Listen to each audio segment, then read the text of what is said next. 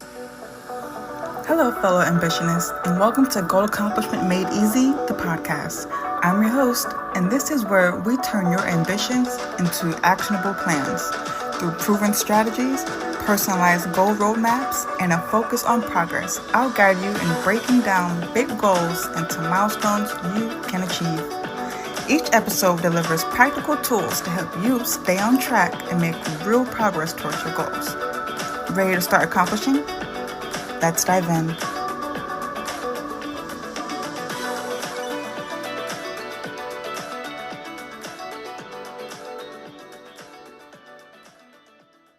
Hello, fellow ambitionists, and welcome to Goal Accomplishment Made Easy.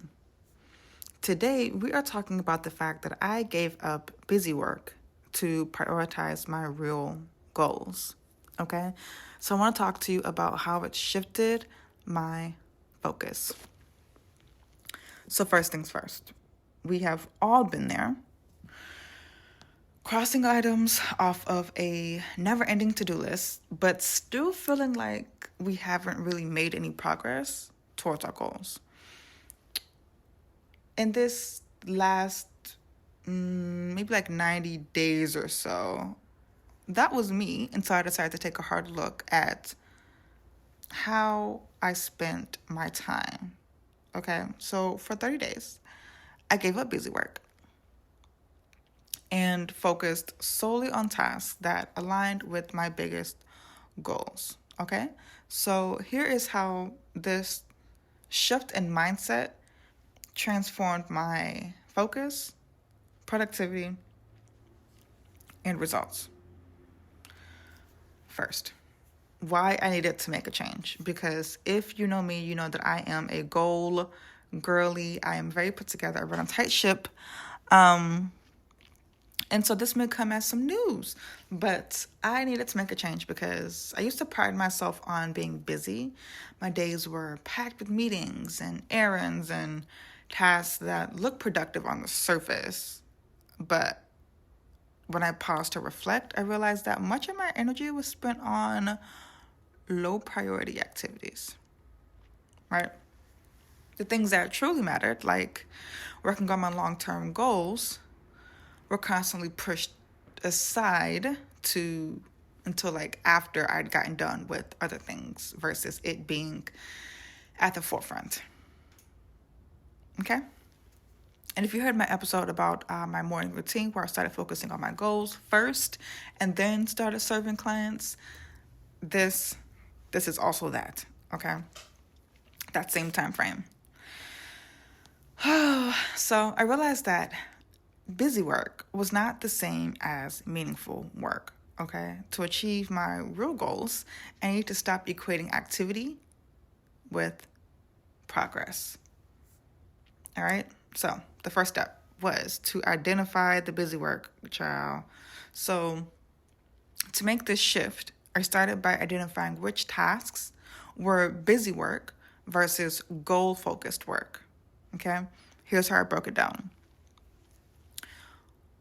Busy work I put as tasks that felt urgent but didn't contribute to my long-term objectives, like excessive email checks, administrative details, and like unnecessary meetings. Okay, because that could legit be an email, child. Goal-focused work I classified as high-impact activities directly tied to my primary goals, like creating strategic plans, building relationships, or learning new skills. Okay, you see how those could if you're not paying attention, you could think they're both the same thing. Child. So this clarity made it easier to recognize and cut out tasks that weren't moving the needle. Okay? So here is how I shifted my focus. 3 things. First, setting clear priorities. Meaning, I identified 3 major goals for the month and broke them down into actionable steps, obvi. Every morning, I reviewed these goals and planned my day around them. Okay? Then I batched tasks for efficiency, meaning I grouped similar tasks like responding to emails or handling admin work that Rachel wasn't doing into dedicated time blocks, okay?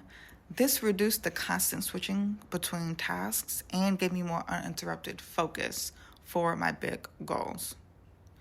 And then the last thing was learning to say no. If you caught the episode yesterday, child, this is that, okay? I started declining or delegating tasks that didn't align with my priorities. And I want to say this, it wasn't easy, but it was defo essential for freeing up my time for what truly mattered, okay? Now, the challenges that came along the way, girl. Letting go of busy work had its challenges, okay? Mine were, I think I could put them in 3 categories. One, feeling guilty, breaking old habits, and managing expectations. For feeling guilty, I struggled with the guilt of saying no to tasks or delegating work to other people. For breaking old habits, it took conscious effort to resist the urge to fill my day with like quote unquote productive but low impact activities. Because I'm a goal driven person. I just need to see the things stacked up, and it's just like, it looks good, but is it really doing anything? And then for managing expectations, I had to communicate my new priorities to colleagues and loved ones, which, isn't always easy. Okay.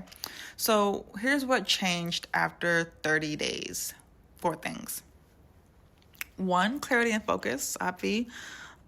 With busy work out the way, I was able to dedicate my energy to tasks that truly mattered. And for me, each day felt purposeful and aligned with my goals, which is like what I care about right now. The second thing is noticeable progress. So I made measurable strides towards my goal. Like, for example, I completed a project like weeks ahead of schedule. And my personal milestones that I had also, I got those too. So it's like, it's not that I wasn't going to hit those goals because this is my profession. I'm always going to hit the goal. But shifting priorities and things, you'd be surprised at how much quicker things can get done. So that was a wow.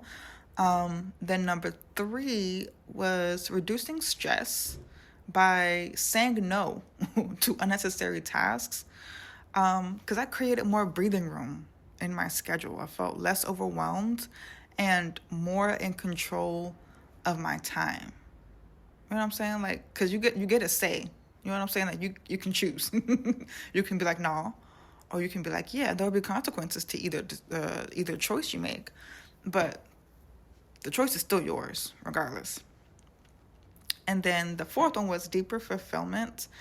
I think focusing on meaningful work brought a sense of accomplishment that busy work never did. Busy work just fed my ego. Busy work just made me feel like I'm just doing all the things, like I'm always like crushing it. I'm never just sitting here wasting time. I'm always doing something to get me closer to where I want to be.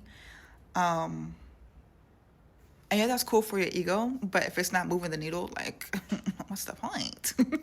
So, key takeaways before I get into what I do it again. Okay, key takeaways. First, activity doesn't equal productivity. Okay, being busy doesn't always mean you're making progress. So prioritizing meaningful work is the real game changer. Okay. Second, boundaries are essential. Learning to say no is one of the most powerful tools for staying focused on your goals, as evidenced by my episode yesterday. You should listen to that. And then the last one was small steps add up, girl. By dedicating consistent time to goal-focused work, you'll actually start seeing significant progress over time. Okay? Now, would I do it again? Absolutely. This little experiment taught me to approach my time and energy with increased intention, right? Giving up busy work wasn't just a productivity hack. It was slick a mindset shift that brought me closer to achieving my goals, which is, like I said, what I care about in the season. So if you're feeling stuck in the cycle of business, I encourage you to try this for yourself because the results might just surprise you because they surprise me, and this is what I do for a living, child. So try it, try the things. Because it's like the end of December, which is when people start reflecting on their goals and what they've done for the year. And I gave myself different goals throughout the year. Had a 30-day challenge here, a 90-day challenge here, another 30-day challenge, another 90-day challenge. Just trying different things to see how they work. So the next couple of episodes you're going to see are about the different things that I tried this year to get ahead and just like how it worked for me, what I learned, what I recommend, all that good stuff. So I'm excited. This is your first time here. Welcome. Glad to have you. I'm Desiree, fractional COO. Now, I will see you next time because at this point, the episode is over. I'm just chatting. But I will see you in the next episode. As always, if you have any questions about anything that you hear me talk about in these episodes, check out goalaccomplishmentmadeeasy.com. Okay, we are not just a podcast, we are a program. Okay, everything that I teach here in the program, I actually do it with you. Okay, we meet every 2 weeks. You tell me what your goal is, and I map out the plan for you to be able to accomplish that goal. Meaning, you provide the vision, I provide the how, meaning how you're going to make it happen, and I help you with the execution on actually making it happen. Okay, so and when I say how, I think people have ideas but don't really have plans. When I say how, I mean like these are the different sets of things that need to happen, and in these different sets of things, all these things need to happen under that, right? Like, you don't just stumble upon success, right? Like, it's a science, it's a formula. Steps need to be taken by certain times in order to make certain things happen by a certain time, right? So I am that person that helps you create your action plan. We meet every 2 weeks. I give you the plan. You go out and execute on what you're supposed to be doing for those 2 weeks, right? You come back, we do a review. What worked, what didn't work, what you did do and what you didn't do. And we will adjust our strategy and our timeline as needed. And then you go back out 2 more weeks, do the things or don't do the things.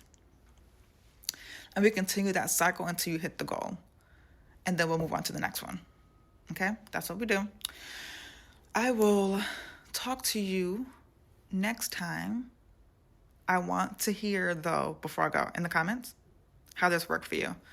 I want to know. All right, talk to you next time.